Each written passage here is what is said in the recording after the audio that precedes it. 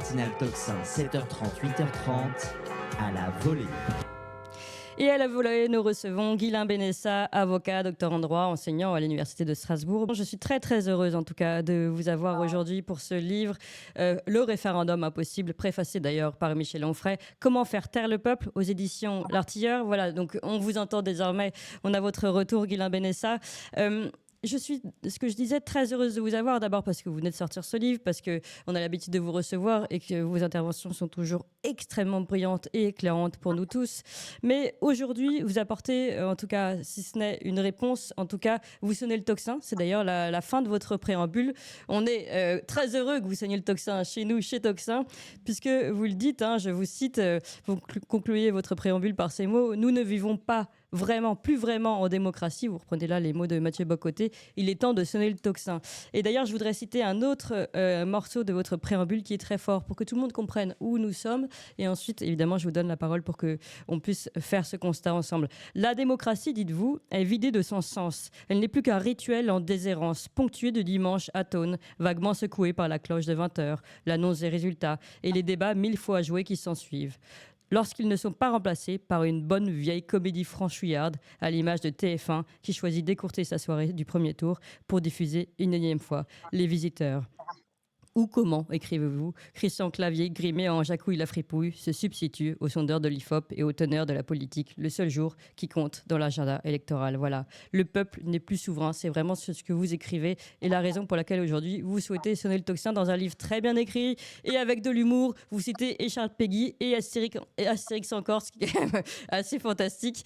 Et alors justement, je disais, qui est particulièrement d'actualité en plus d'être approfondi, puisque on n'a jamais aussi peu eu le pouvoir, nous, le peuple, la souveraineté du peuple, et pourtant, on n'a jamais autant entendu parler, par exemple, de référendum. On sait qu'Emmanuel Macron, là, vient de convier les chefs de parti le 5 novembre pour organiser une modification du référendum de l'article donc de l'article 11 de la Constitution, pour justement ouvrir ce référendum aux consultations, aux questions sociétales, notamment aux questions de fin de vie et d'immigration. Donc voilà, nous sommes sauvés. Guilain Benessa, j'ai envie de vous dire, finalement, vous avez écrit tous ces livres pour rien, puisque Emmanuel Macron vient d'annoncer la rédemption. Déjà, Clémence, merci beaucoup pour ces mots. Ça vous touchez. D'autant plus, je ne vous le cache pas, qu'on sonnait le tocsin. J'avais appris l'existence et la création de votre radio au moment où j'avais terminé mon introduction depuis peu de temps. Donc, on était en résonance, on va dire ça comme ça. Le mot était bien choisi, me semblait-il. Effectivement, il résonne chez moi. Alors, vous parlez de rédemption pour le référendum avec Emmanuel Macron. Donc, bon, alors, je déflore un peu ce qui va se produire, mais il faut bien comprendre que je pense que beaucoup d'auditeurs l'ont compris et beaucoup de Français l'ont largement saisi. En réalité, on sait d'avance que rien ne sera fait.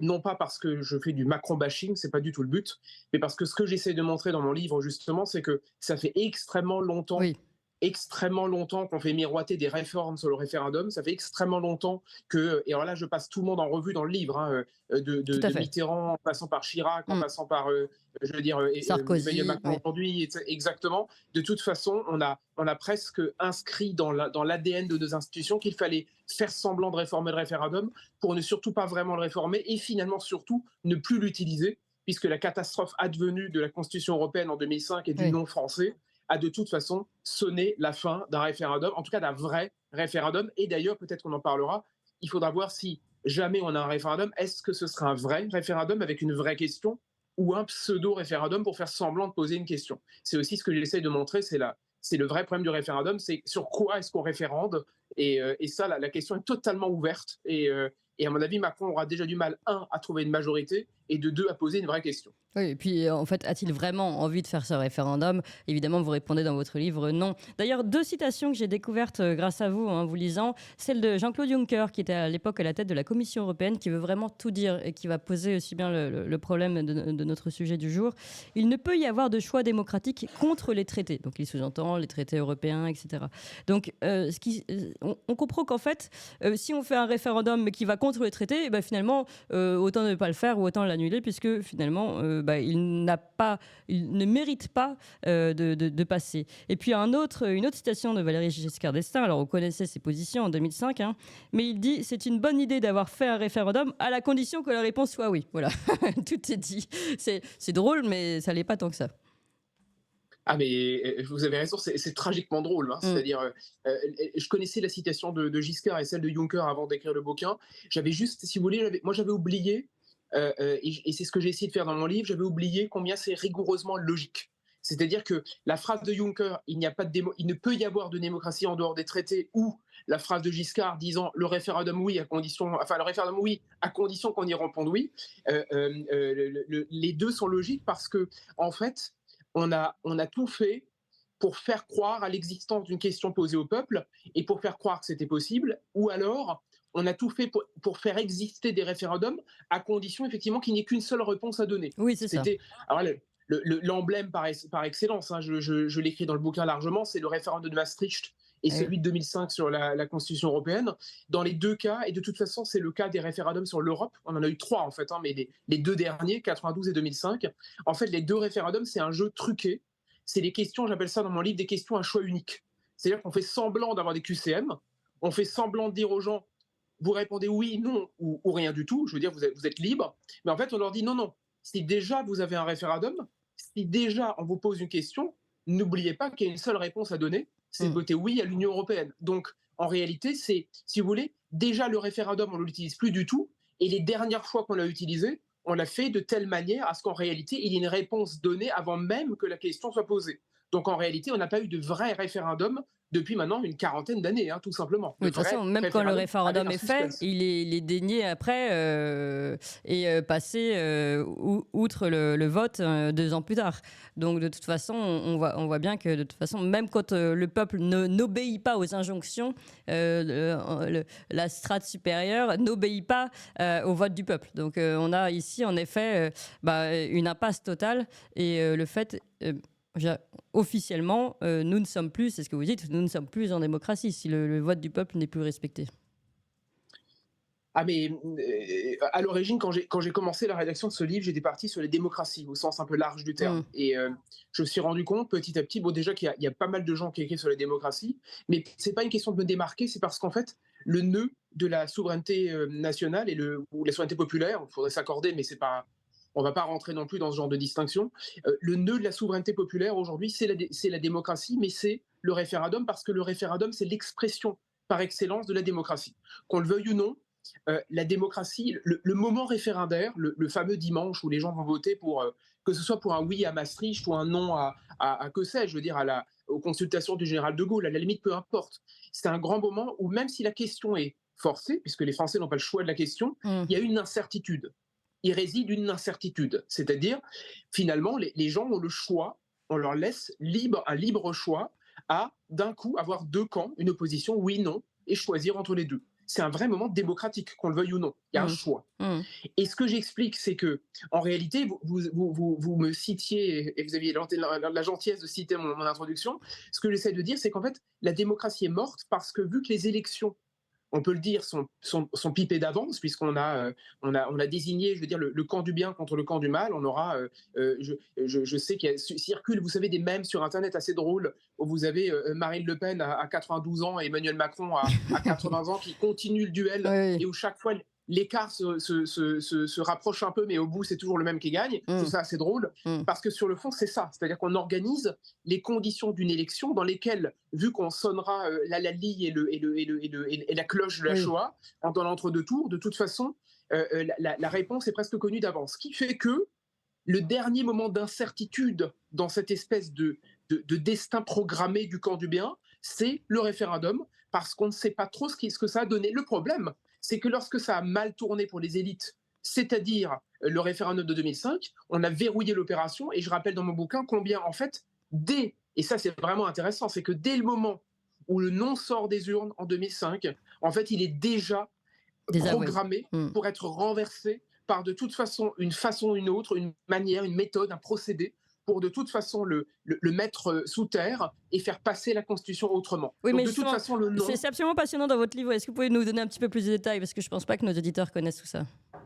Ah oui, c'est ce qui est intéressant, encore une fois, c'est ça. C'est-à-dire, alors, on a l'impression, et beaucoup de souverainistes le disent, et c'est juste hein, que le traité de Lisbonne a enterré la Constitution européenne, on a repêché Hmm. la Constitution rejetée par le biais du traité de Lisbonne voulu par Sarkozy.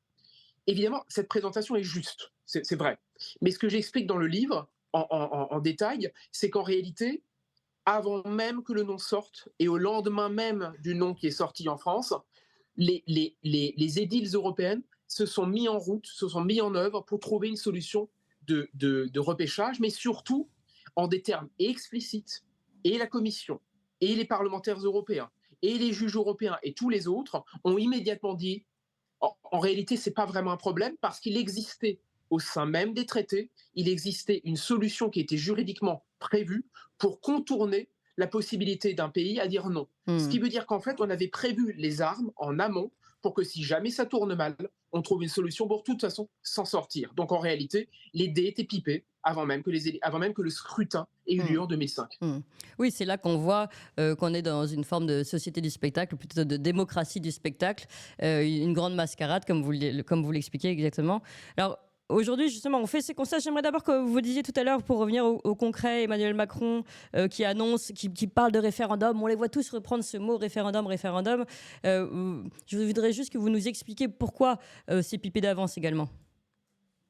Alors, c'est pipé d'avance pour plusieurs raisons. Première raison qui est toute pratique, et Emmanuel Macron est l'artiste par excellence qui danse au bord du précipice en faisant du surplace. Donc il a l'art de trouver une solution pour ne pas tomber tout en tombant à moitié en même temps.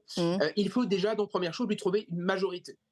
C'est tout bête, mais il faut, s'il veut réformer, réviser la Constitution pour étendre le champ du référendum et y intégrer notamment, par exemple, la question de l'immigration ou la question de la fin de vie, il lui faut l'euthanasie, fin de vie, ou comme on l'appelle aujourd'hui, c'est des débats sociétaux, comme on dit. Il lui faut de toute façon avoir une majorité des 3/5 au Congrès qui est la réunion du Parlement et du Sénat. Aujourd'hui, il en est loin avec Renaissance et ses affidés premiers, ce qui veut dire qu'il lui faut élargir pour trouver une majorité.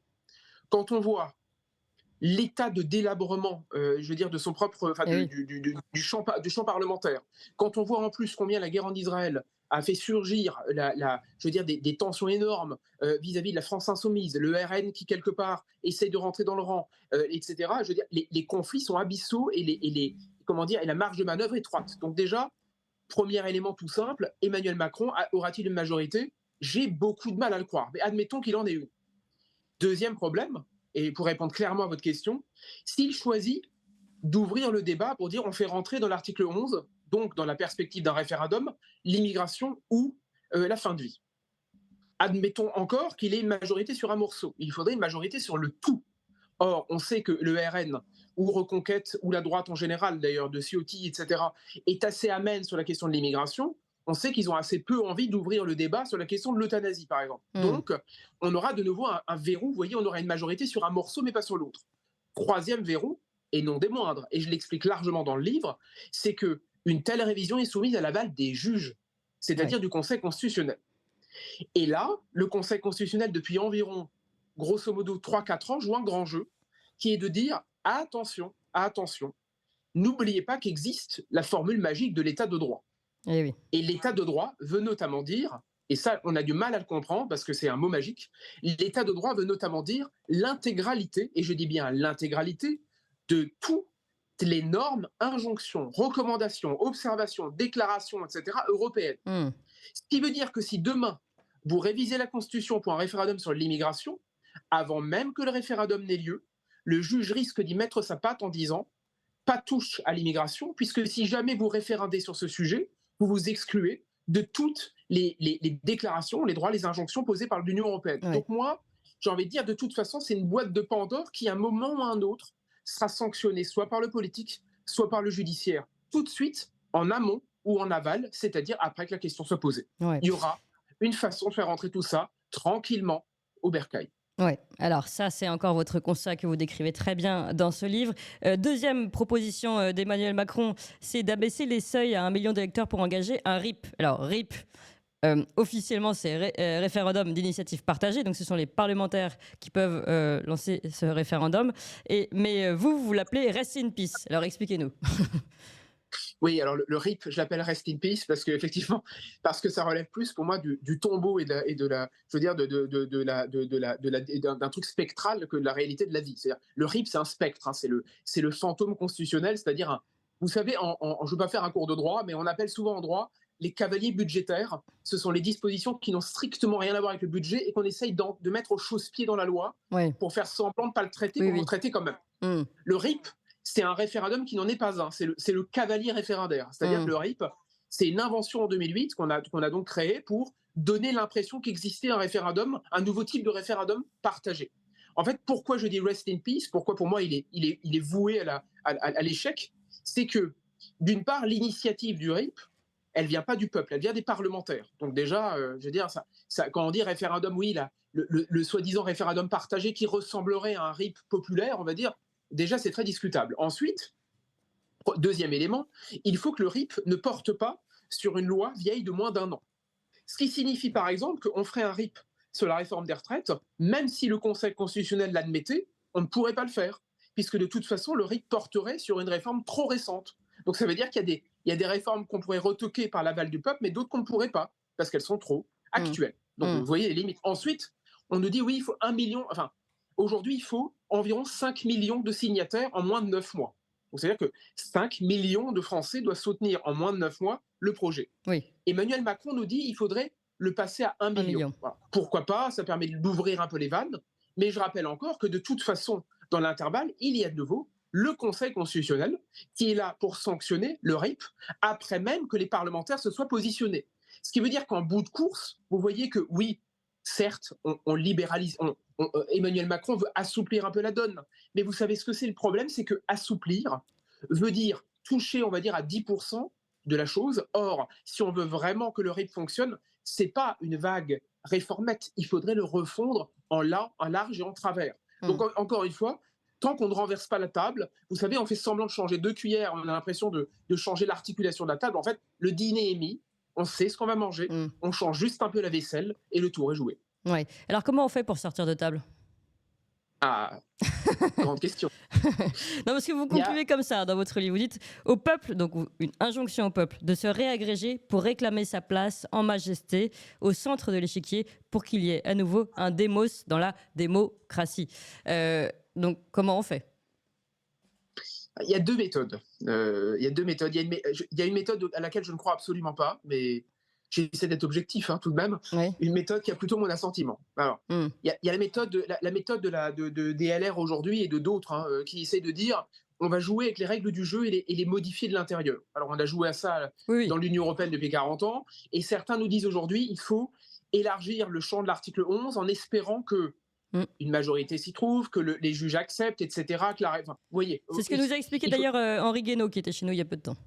voilà, il faut que tout est. Henri Guénaud, j'ai pas suivi ces dernières déclarations, qui est un type d'une intégrité, je veux dire, complète sur la question, mais qui, à mon avis, espère qu'on gagne avec des règles du jeu truquées. Enfin, je suppose. Hum. Je ne sais pas ce qu'il vous a dit, mais je pense que la droite est favorable à ce qu'on aille au bout d'une logique qui est de modifier les règles Oui, en jeu pour tenter de les élargir. c'est ça. Moi, ça, c'est la première option. Bon, Elle n'a Henri absolument Guénaud, pas. qui était conseiller de Nicolas Sarkozy, qui a passé le traité de 2007. Donc, ça, bon, après, ça peut poser des questions également. Mais bon. Oui, alors je suis d'accord. Par contre, sur ce genre de questions, Henri Guénaud, il est d'une aile, on va dire, séguinienne ou séguiniste Hum. d'époque, et il a quand même, il me semble, il a une intégrité je suis d'accord qu'il était derrière Nicolas Sarkozy, mais il y a quelque chose chez lui qui reste Oui, oui. d'une vraie pensée, on va dire, d'un certain gaullisme, on va dire ça Hum, comme ça. hum. C'est pas comment dire, le plus naïf sur les questions. Moi, ce que je pense surtout, pour vous répondre clairement, Hum. je pense que c'est très compliqué, hein, je sais qu'il va falloir. C'est les 12 travaux d'Astérix, hein, je veux dire, Pour reprendre Astérix en Corse. Oui. pour reprendre Astérix, hein, je veux dire, une autre fois. Oui. Mais je pense qu'en fait, il faut que les politiques se rappellent des leçons du général de Gaulle, mais pas les espèces de survivances tristes qu'on a aujourd'hui. Il faut se rappeler qu'en 62 et en 69, Le général de Gaulle, littéralement, s'assoit sur le Conseil constitutionnel. Il s'en fiche. C'est-à-dire, il pose une question qui, dans les conditions actuelles, serait considérée comme une question illégale. Il n'avait pas le droit de le faire. Il s'en est foutu comme de l'an 40. Bon, enfin, même si lui, c'est pas foutu de l'an 40, mais c'est un autre débat. Ce que je veux dire par là, c'est que, en fait, je pense que pour renverser la table, il faut libérer le débat des arguties que ceux qui nous ont menés dans le mur imposent tous les jours. Si on joue avec des règles du jeu qui sont contraires au jeu auquel vous voulez jouer, vous êtes condamné d'avance à le perdre. Ce qui veut dire qu'il faut se libérer de ces contraintes-là. Pour se libérer, c'est horriblement difficile en termes politiquement corrects, en termes, je veux dire, d'apparence, de diablerie ou de caractère démoniaque. On va vous présenter comme le dernier des fascistes ou le populiste le plus réactionnaire possible. Oui. Mais si vous trouvez comme, si la réponse est, et à mon avis, elle est implacable, si la réponse est, il y a 60 ans, ça marchait comme ça, il y a 60 ans, ça fonctionnait comme ça, et entre-temps, rien, si ce n'est la jurisprudence du Conseil constitutionnel, qui de toute façon peut en réalité être mise à mal par le président de la République, c'est un vrai conflit de pouvoir à jouer, si ce conflit entre les pouvoirs est joué par un président qui a la poigne, le charisme et la volonté de le faire, à mon avis, il peut renverser les montagnes. Le problème, c'est qu'il faut accepter de passer pour un petit démon aux yeux, on va dire, de la doxa, de l'establishment, de la plupart des chaînes de télé, etc. C'est épouvantable, Oui. c'est épouvantable. Oui. Mais je pense que ce bras de fer, en le jouant de cette façon-là, sur un long terme, je suis sûr qu'il est jouable et qu'il est gagnable. Oui, mais alors 2 questions à ce sujet, parce que finalement on reprend un peu la discussion qu'on avait avec Henri Guénaud. Certes, mais comme vous le dites, il y a la doxa, il y a les médias, et il y a tous ces contre-pouvoirs qui se sont renforcés depuis l'époque du général de Gaulle, et qui ne laisseront peut-être pas justement cette place au président qui souhaiterait justement redonner la parole au peuple, première chose. Et là, on parle d'un président déjà en place. Mais comment fait-il pour aller en place ce président qui aurait un programme pareil? Aujourd'hui, on sait très bien que ceux qui peuvent avoir des velléités un peu plus populistes sont littéralement bloqués dès l'entrée de jeu. Je vous réponds à la deuxième question tout d'abord, si vous voulez bien. Ouais. Sur la perspective d'empocher la mise, je vais peut-être vous paraître comme un grand naïf, hein, ou je sais possible. Hein, d'habitude, on me dit que je suis extrêmement cynique depuis longtemps, mais bon, admettons. Je ne sais plus qui disait, vous savez, c'est Oscar Wilde qui disait que le cynique, c'est le romantique qui rencontre la réalité. Oui. Donc, peut-être que c'est mon cas, je ne sais pas. Mais je crois en réalité que je crois que le peuple est prêt à un changement. Moi, je suis persuadé qu'il y a une France qui gronde. Vous savez, je crois profondément, et j'y crois vraiment viscéralement, à la petite flamme qui brille dans l'obscurantisme des ténèbres. J'y crois. Alors, évidemment, ça prend des formes inattendues. Ça peut être un homme providentiel, ça peut être une situation d'exception, une circonstance, etc. Moi, je pense qu'il y a quelque chose qui subsiste. Alors, évidemment, la chose a l'air tellement verrouillée, les choses ont l'air tellement bloquées qu'on n'y croit plus. Mais regardez, loin de moi l'idée de croire que sa candidature était parfaite, mais le discours de Villepinte d'Éric Zemmour à l'époque a tout d'un coup fait se lever des gens qui ne se levaient plus. Je ne dis pas qu'il a fait plein d'erreurs, etc.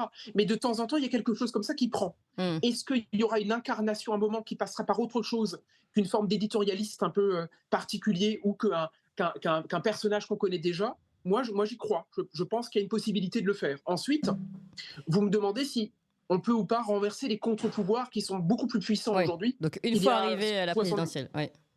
Alors, 2 réponses, une un peu rapide, mais il faut quand même la donner. Imaginons que la France, demain, ne respecte pas du tout, ou se dise « je sors de la Convention européenne des droits de l'homme et je ne respecte pas la jurisprudence européenne ». D'une part, il n'est pas du tout dit qu'elle ne soit pas rejointe par d'autres pays qui aujourd'hui tirent la sonnette d'alarme. Oui. Elle sera moins isolée qu'on ne le croit, quand même. Pas forcément, mais un petit peu tout de même. Deuxième élément, quelque chose qui m'étonne toujours, c'est que la France est le pays de la construction européenne avec l'Allemagne. Vous imaginez vraiment que l'Europe puisse sanctionner son pays fondateur en l'accablant d'amendes à régler, je veux dire, en long, en large, en travers, j'ai envie de dire, ne les réglons pas. Qu'est-ce que va faire Bruxelles vis-à-vis de Paris? Envoyer des huissiers pour demander de payer des amendes? Condamner Paris pendant combien d'années pour espérer avoir le retour au bercail du pays sans lequel elle ne peut plus avancer?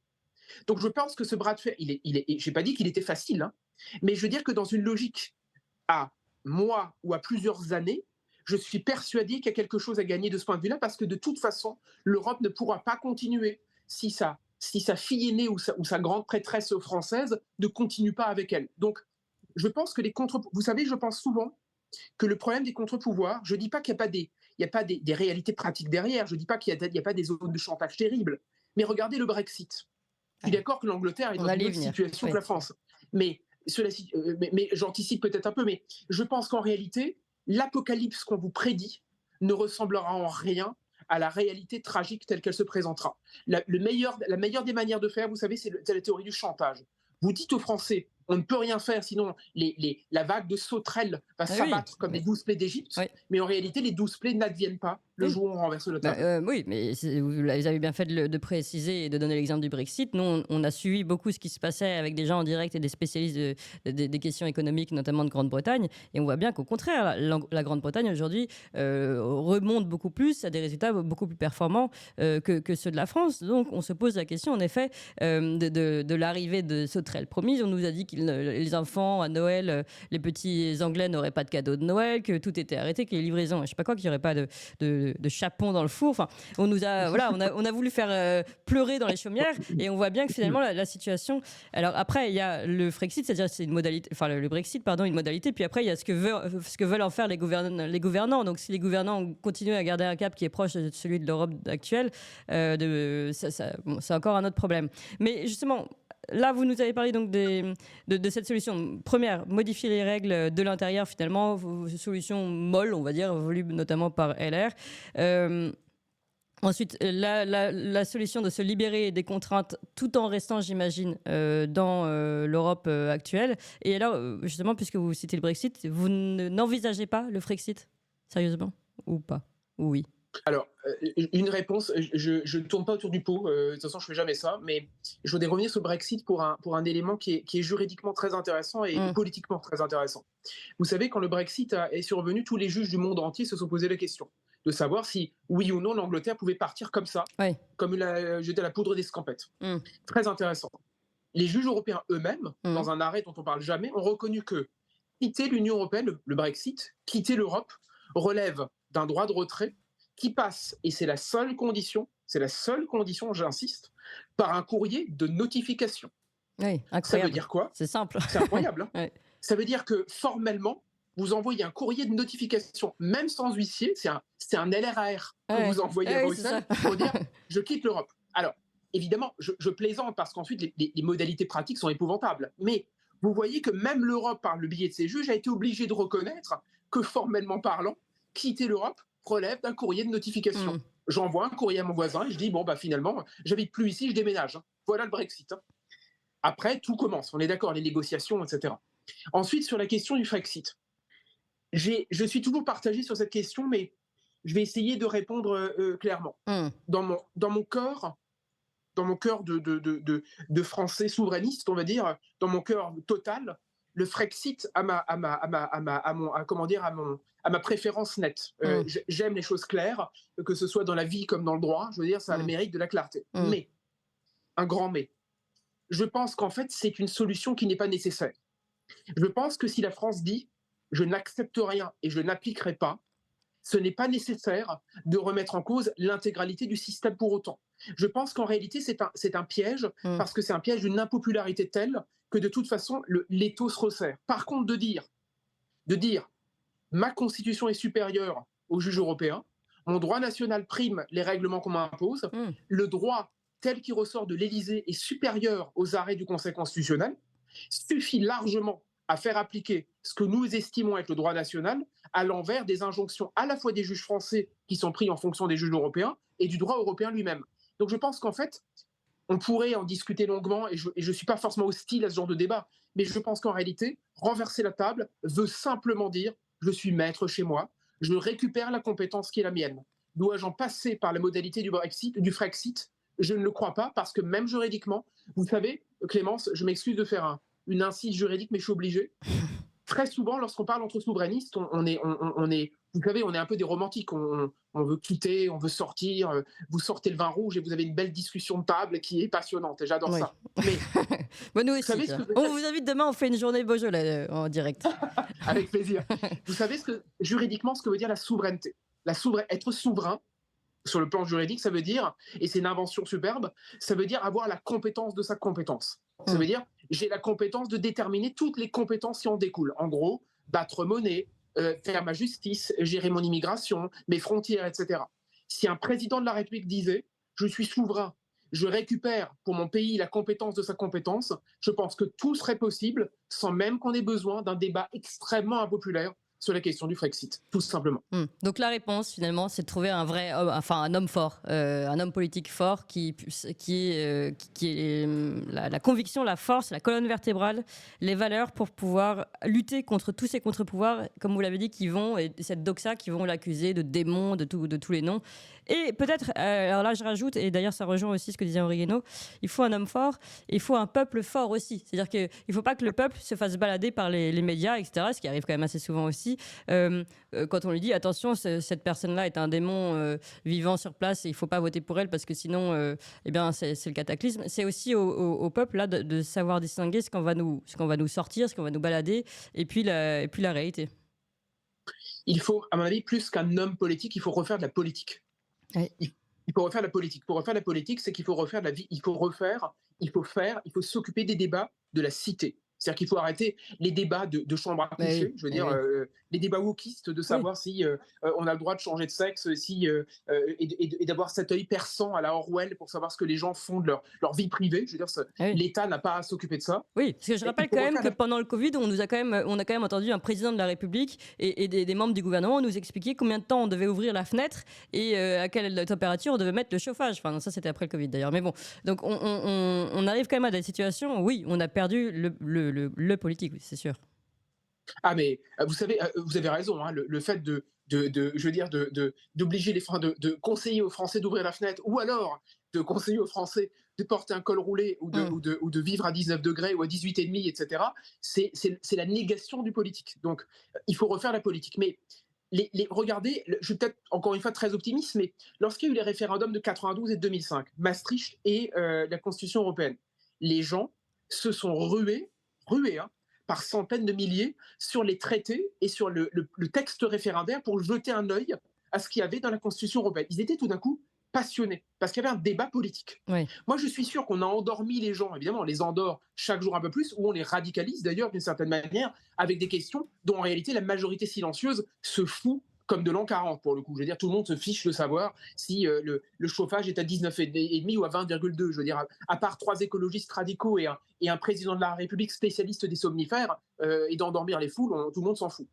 Faire de la politique, il faut retrouver ce goût du collectif, du bien commun. C'est facile à dire, c'est très difficile à faire. Et ensuite, quand vous dites l'homme fort, moi je suis surtout sur une notion weberienne de base. Moi je pense que la politique ne peut pas se faire sans charisme. Donc il faut admettre à nouveau le charisme, c'est-à-dire qu'il faut admettre le caractère et le débordement. On ne peut plus faire de politique avec la demi-mesure et avec des hommes qui sont physiquement les apôtres même de la demi-mesure. Sinon, quoi qu'il en soit, on aura de la norme, de l'injonction, de la contrariété, de l'interdiction, ce qui est la négation du politique et la négation d'un choix par essence, qui est celui, par exemple, d'un référendum. Ouais. C'est très clair, Guilain Benessa. J'avais une dernière question un peu piège à vous poser. C'est une citation de votre livre qui me parle particulièrement parce que j'ai pu entendre ces discours-là dans la situation privilégiée dans laquelle j'étais étudiante, où vous dites en vérité, sans le dire ouvertement, sans l'avouer publiquement, donc moi j'ai entendu personne importante l'avouer publiquement, ça ferait mauvais genre. Nombre de belles âmes estiment que la populace est inapte à donner son avis et donc à voter. Ça, c'est certain. Et donc tout ce livre, justement, vous l'écrivez pour redonner la parole au peuple face justement à cette velléité des élites. Mais si jamais un jour on arrive, et puisque vous citiez Éric Zemmour, je vais le citer de nouveau, à cette étude qui dit qu'aujourd'hui, un enfant sur 3 est un enfant issu de l'immigration extra-européenne, et que cette immigration continue d'augmenter, donc on arrive à un retournement de situation où finalement la population française n'est plus majoritaire. Donc ce peuple majoritaire ne sera plus là pour défendre les intérêts des Français, enfin en tout cas des premiers Français, des primo-arrivants, enfin des Français de souche comme on dit. Comment fait-on, est-on toujours autant pour, sachant qu'on est là, on ne pourra plus défendre nos intérêts, mais en même temps, par principe, il faut donner la parole au peuple. Deux choses. Non, mais votre question m'embarrasse pas. J'y réfléchi très souvent. Je vous avoue que personnellement, ça m'angoisse. Je veux dire, j'ai 39 ans. Je veux dire, j'ai toute une vie à construire encore, et c'est des choses qui m'angoissent. Je veux dire, pour l'avenir, enfin qui m'angoissent. Pas à chaque moment de ma vie, mais tout de même, on y réfléchit avec intérêt. Je veux dire, les débats actuels en parlent également. En fait, deux choses. Moi, je pense que déjà, je vais revenir sur l'immigration juste après. Je pense que d'une part, il faut libérer les gens.